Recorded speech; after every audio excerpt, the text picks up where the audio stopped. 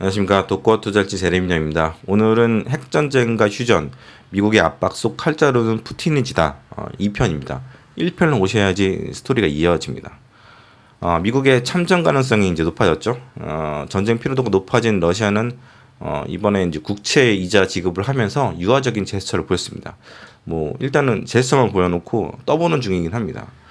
이번에 이자를 지불한 모습은 어떤 면에서 보면 이제 잠시 좀 생각을 해보겠다라고 하는 것 같고, 그 사고권의 반응을 좀 지켜보는 것 같습니다. 근데 이제 1, 2주가 지나면 이제 채권 만기가 돌아오거든요. 이자는 뭐 제가 알기로는 한 그 러시아 국채 한 10%가 좀 안 되거나 뭐 이럴 거예요. 뭐 기간에 따라 다르긴 하겠지만, 근데 그 원금 같은 경우는 이제 원리금이 한꺼번에 들어오기 때문에 원금 한 10배가 되잖아요. 이제 다마 큽니다. 근데 이거는 시국에 영향을 줄 가능성이 좀 있죠. 만약 디폴트가 되게 되면 아무래도 분위기상 영향을 좀 줄 것 같습니다. 정확하게 말하면 이제 이런 대치 정국이 영향을 준다는 건데, 그 외환 보유고가 이제 70%가 이제 다 사고권에 있기 때문에 금융시장 자체에 큰 영향을 주지는 않을 것 같습니다. 뭐 재작년에 이제 아르헨티나가 이제 디폴트에 빠졌는데 아무도 이제 그런 거 신경을 안 쓰잖아요. 뭐 그런 거 비슷하고요. 지금 밖에가 지금 푸른 편이다 보니까 좀 시끄럽습니다. 좀 양해를 좀 바라겠습니다. 이 와중에 이제 러시아는 중국과의 밀을 계속 이어가고 있습니다. 원래도 상당 부분 러시아는 중국과의 무역에서 위안화나 물물 교환을 제법 사용했었는데, 위안화 무역권 확대를 향해서 손을 잡겠다 이런 얘기를 하고 있죠.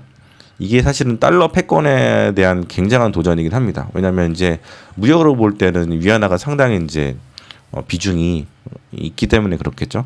어찌 보면 이제 러시아 같은 경우는 후위를 도모하게 하는 것이죠. 이미 금이 가고 있는 스위프트망에 해를 가한 것이라 이제 볼 수 있겠습니다.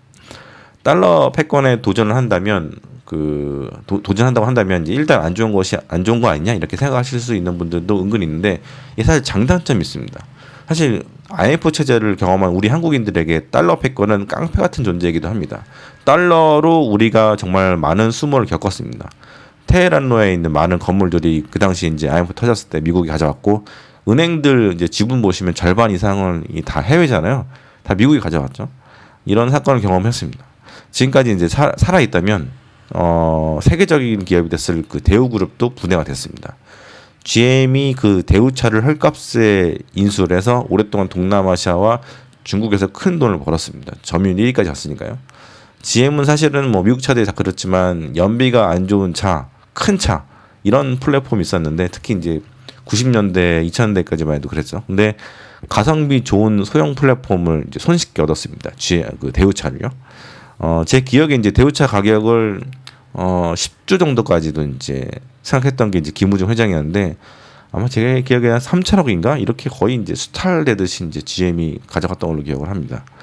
우리가 이제 신차 한 대를 개발하는데 대략 3천억 정도 뭐 든다고 하는데, 이 소형차 왕국이었던 대우차를 그냥 이제 꿀꺽 한 것이죠. 그 당시에도 이제 소형차가 강했죠. 대우차가. 그렇게 이제 IMF를 겪고 나서 한국의 성장률은 이제 추락하게 됩니다. IMF 이전에는 한 연평균 7%대 GDP 성장률이었지만, IMF 이후로는 이제 4%, 3%, 2%대 지금 2%대까지 떨어졌죠. 아시아의 네 마리 용선들 탈락을 하게 된 거죠. 그 성장이 10년만 더 갔어도 한국은 상당한 부국이 되었을 것이라고 생각합니다. 아마 제가 생각하기에는 이제 프랑스 정도의 세계 5위권 경제권을 갔겠죠. 이 달러 패권에 아주 안 좋은 해가 우리한테 이제 있었던 겁니다. 우리가 잘 인지를 못할 뿐이죠. 이런 일들은 달러 패권화에서 소위 양털깎기라는 이름으로 자행된 것이 사실입니다. 뭐 아니라는 분들도 있는데 이게 사실이죠.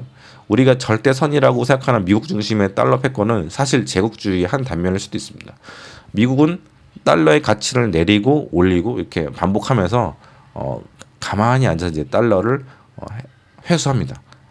미국 자국 내에서 이제 밖으로 나갔던 달러를 회수한 것이죠. 한국은 수출로 1만 달러를 벌려면 아반떼 한 10대를 팔아서 열심히 이제 뚝딱거리게 만들어서 수출을 해야 되지만, 미국 같은 경우는 그냥 그 윤정기로 이제 찍어내면 그만입니다. 뭐 국회 비준을 받아야겠지만 대부분 다 통과를 하죠. 뭐 경기 부양이라고 하면서. 근데 사람들이 이제 그걸 또 좋아하죠. 이제 전 세계 사람들은. 그래서 거의 사기치는 건데, 통화 관련해서는 그래서 다자주의가 오를 수도 있습니다. 모든 독점은 피해를 남기죠. 제가 작년에 다녀간 터키의 에르도안은 15년째 독재라면서 개인 비행기가 14대고 국민들은 계속 가난해지고 있습니다. 통화 가치가 지난 10년 동안 10분의 1통은 났습니다. 10년 전만 해도 이제 그 1리라가 이제 900원이었거든요. 지금 이제 88원, 뭐 83원 이러니까 정확하게 10분의 1 토막이 난 거라고 볼 수 있습니다. 지금 제가 있는 캄보디아는 훈센 총리가 37년째 독재를 하면서 캄보디아의 모든 것을 다 빨아먹고 있습니다. 다음 총리가 아들이 될 걸로 지금 보이고 있고 딸은 경제나 언론 등 모든 것을 주무르고 있습니다. 거의 이제 가족들이 다 해먹고 있는 거죠. 이 덕분에 이제 두 나라 환율이 엄청나게 낮아진 거죠. 화폐 가치가 이제 폭락을 하게 된 거죠. 그래서 여행하기는 좋긴 한데 국민들이 잘못 보면 정말 불쌍하고 비참합니다. 곧 독재와 그 독점이 자본주의 관점이든 시장 경제적인 관점이든 역효과가 많습니다. 혹자나 위안화가 패권이 되면 더 안 좋은 것이 아니냐라고 합니다. 이 글을 보고 있는 모든 이들은 평생 위안화가 달러 패권을 넘는 것을 볼 일은 없을 것 같습니다. 그리고 2050년이 되면 그쯤 되면 이제 중국의 노동 인구가 저하가 되면서 중국이 이제 발전이 더디게 될 것이다 이런 얘기들이 많죠. 사실 실내로 이제 그럴 가능성이 높습니다. 물론 통화 패권이라는 것은 국제적인 합의에 의한 것입니다. 위안화가 어느 정도 10위안에 드는 통화가 됐죠. 근데 위안화에 이제 불안정성이 있고 이제 믿을 수가 없고 그렇게 된다면 누구도 위안화로 무역 거래를 하거나 금융 거래를 하지는 않을 것입니다. 그리고 달러가 망한다고 해도 유로가 있죠. 물론 유로가 달러를 넘을 가능성은 없을 것이고 마찬가지로 위안화가 유로를 넘는 그런 신뢰가 있는 가치가 되지도 않을 거고 또한 그 위에 있는 달러를 넘을 가능성도 없다고 저는 봅니다. 하지만 달러는 계속해서 이제 전 세계적으로 이제 비중이 줄어들고 있는 것은 맞습니다. 특히 이제 국가별로 외환보유고의 비중이 있어서 굉장히 많이 줄어들긴 했습니다.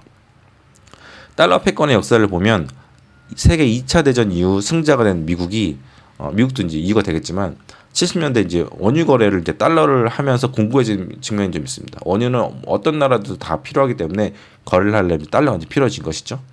그때도 이제 원유 생산 같은 경우에는 사우디가 원탑이었는데 이제 헨리 키신저의 아이디어로 미국이 이제 사우디의 뒤를 이제 군사적으로 이제 봐주면서 안정적인 원유 공급을 받게 됩니다. 아무래도 이제 중동의 지정학적으로 문제가 늘 많죠. 뭐 시아파, 뭐 수니파 이런 그래서 이제 미국이 이제 그 사우디의 뒤를 이제 봐주겠다 이렇게 하고 이제 원유를 이제 받죠.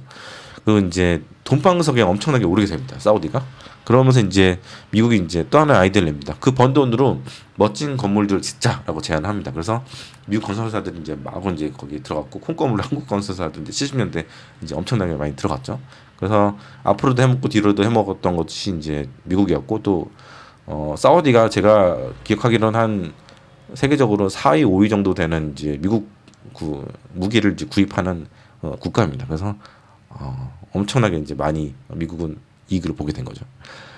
이후 미국은 확장과 긴축을 반복하면서 전 세계의 부를 흡수합니다. 이제 달러 패권을 이제 잡은 거죠.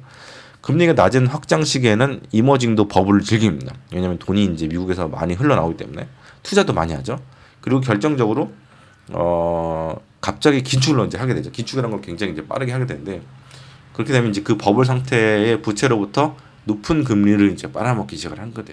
이제 이머징들은 이제 그 부채가 많아졌는데 이자도 금리도 올랐기 때문에 빚을 많이 갚아야 되는 상황이 된 거죠.